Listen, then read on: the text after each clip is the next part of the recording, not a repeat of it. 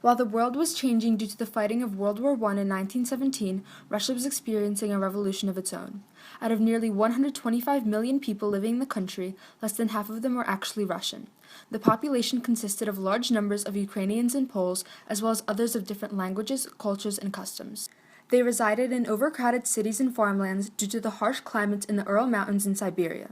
The majority of people, except for the top tier of aristocracy, were impoverished peasants or civil servants who worked in cruel conditions and struggled to survive on a daily basis. The people of Russia were unsatisfied with their lives under the rule of Tsar Nicholas II and did not believe that their sovereign would be able to achieve his goal of industrializing the Russian economy, so they decided to rid him of power for good. In February and November of 1917, two rebellions took place which led to the establishment of a new Bolshevik rule with revolutionary Vladimir Lenin at its head. This new government changed the structure of Russian society, economy, and politics, and paved the way for the future rise of the Soviet Union.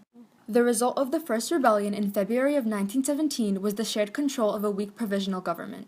The Bolshevik Party put an end to this with a sudden coup on November 6th and 7th, led by party leader Vladimir Lenin. Lenin, just like Tsar Nicholas II, had visions of industrializing Russia in order to catch up with the Western nations. However, although Lenin was in power, he only controlled a small strip of land stretching from Petrograd to Moscow. This limited power was caused by the opposition the Bolsheviks faced from a number of groups which were collectively called the Whites. Many of these groups did not support the Bolshevik rule and wanted the Tsar back in power. With the Whites set on getting rid of the Communists, also known as the Reds, a civil war broke out in Russia, all while Russia was still fighting in World War I. The first step Lenin pursued was to have Russia pulled out of the war, which culminated in the Treaty of Brest-Litovsk, signed in March of 1918. The treaty called for the cession of a large territory to Germany, which included nearly 60 million civilians, fertile farming lands, and vast iron ore and coal deposits. Even though the treaty had severe repercussions, Russia's exclusion from the war allowed Lenin to concentrate on the issues at home. With the aid of the Red Army led by Trotsky, Lenin clashed in combat with the White Army and was able to pick off his adversaries. After the Civil War, Lenin knew that he had to change the Russian economy if he was to have a long-lasting career as a leader. In 1921, war communism was scrapped and the new economic policy, NEP for short, was introduced. Farmers no longer had to give all of their harvest to the government. They now had the option to sell some of their produce, resulting in the motivation to produce more crops. Agricultural production skyrocketed to new levels never seen before in Russia. But while the agricultural sector was growing at exquisite rates, heavy industry was falling behind. To keep income high, the factories had to sell goods at unreasonably high prices. In order to afford these goods, the people had to produce more crops. The rapid fluctuation of prices and agricultural production created an imbalance in the Russian economy. While the revolution against the Tsar developed and the Bolshevik Party came into power, a boy born into poverty became involved in revolutionary politics and criminal activity. Banished several times to the north of Russia, he grew into the young man we know today as Joseph Stalin. Born on December 18, 1879 in Gori, Georgia, Stalin rose to power as General Secretary of the Communist Party, succeeding Lenin upon his death to create a totalitarian state. Stalin wanted to turn the Soviet Union into a modern world superpower that was self-sufficient and militarily strong socialist state that could keep up with the world superpowers. He also wanted to prove to successful capitalist nations that through communism, the USSR would be able to match and even surpass their production rates. Stalin's goal was to improve living standards for his citizens by transforming the Soviet Union into an industrial superpower, but his plan of action not only allowed him to achieve his ambition, but is also the reason why he is still remembered today as one of the most notorious and influential leaders in history. Wanting to establish a viable political system without waiting for global support, Stalin advocated a policy of socialism in one country, which called for the use of all necessary resources to overtake capitalism through industrialization, which came at the expense of the workers. 1928 began the state-organized industrialization and the start of Stalin's first five-year plan, abandoning Lenin's quasi-capitalist new economic policy. The plan of making the USSR as self-sufficient as possible was put into action ruthlessly and focused mainly on rapid industrialization with an emphasis on growth in heavy industry. To meet the rising output quota, small-scale industries were nationalized, the economy was centralized, and state unions were converted into mechanisms for increasing worker productivity. And practical goals such as 250% increase in overall industry development and 330% increase in heavy industry was set purposely.